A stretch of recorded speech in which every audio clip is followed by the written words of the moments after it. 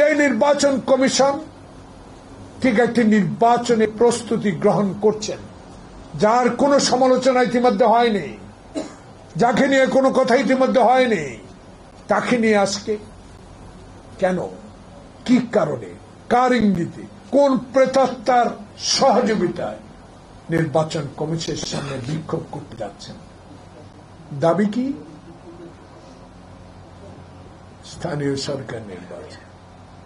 দাবি কি? আপনি পক্ষপাতিত্ব করছেন। দাবি কি? আপনার সংস্কারের আগে আপনাকে নিয়োগ দেওয়া হয়েছে।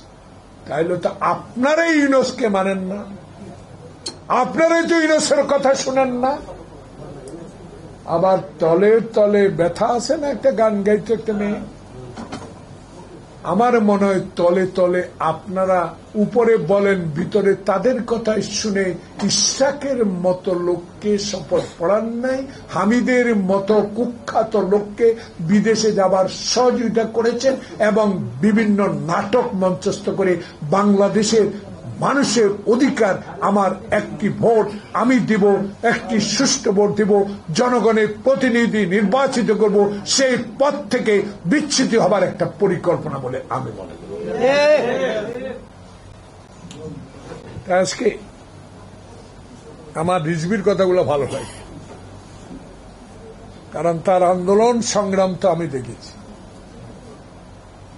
এরশাদের পুলিশ বাহিনী তার হাঁটু পরোয়াগ কেটে দেওয়ার দৃশ্য আমি দেখেছি। প্রতিনিয়তই দলেচ্ছন্ন নিরলস ভাবে কথা বলে যাচ্ছে। সে বলছে কিসের একটা গন্ধ যেমন পাওয়া যাচ্ছে, এই গন্ধ থেকে বাঁচতে হলে যারা 16টি বছর রাস্তায় থেকে পিচ ঢালা পথে থেকে রোদ বৃষ্টি ঝড় হাসিনার পুলিশের টিয়ার গ্যাস গুলি অপেক্ষা করে যারা আন্দোলনকে সমর্থন দিয়ে আজকে যারা এনসিসি হিসেবে যে দল স্বাগত জানিয়েছি, তারা আজকে কি করে এই সরকারের বিরুদ্ধে, নির্বাচন কমিশনের বিরুদ্ধে একটি নতুন ইস্যু নিয়ে আপনার সেখানে যান, এই প্রশ্ন আজকে রিজভী সাহেব আমাদের প্রশ্ন।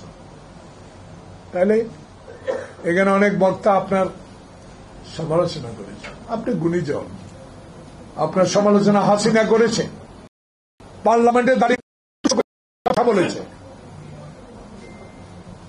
আপনাকে কোর্টের বারান্দায় দাঁড় করিয়েছে, আপনাকে 18 তলা পর্যন্ত পায়ে হেঁটে হাজিরা দেওয়ার ব্যবস্থা করেছে শেখ হাসিনা। কিন্তু এখনো কেন সংবাদপত্রে দেখতে পাই 49 জন 54 জন যারা ডিসি এসপি সচিব আপনার পাশে বসে আছে।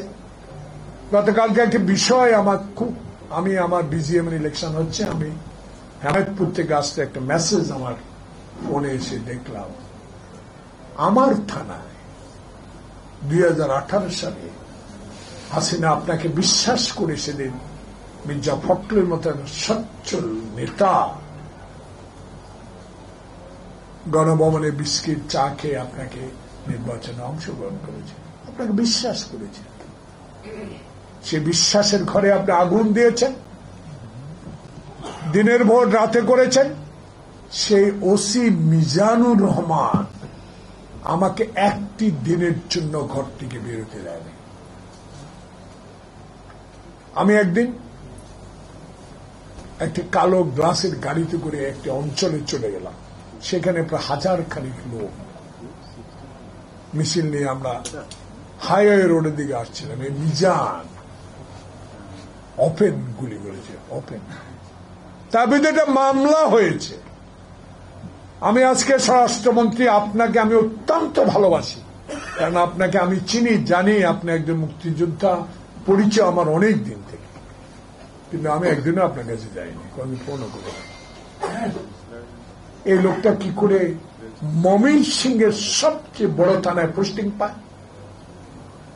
রহস্যটা এগুলো তো ছোটখাটো ব্যাপার হতে পারে, কিন্তু এটা বৃহৎ আকারে সামাজিক যোগাযোগের মাধ্যমে যখন ছড়িয়ে পড়ে, আপনাদের উপর মানুষের আস্থা, আপনাদের উপর বিশ্বাস সবকিছু হারিয়ে যাবে।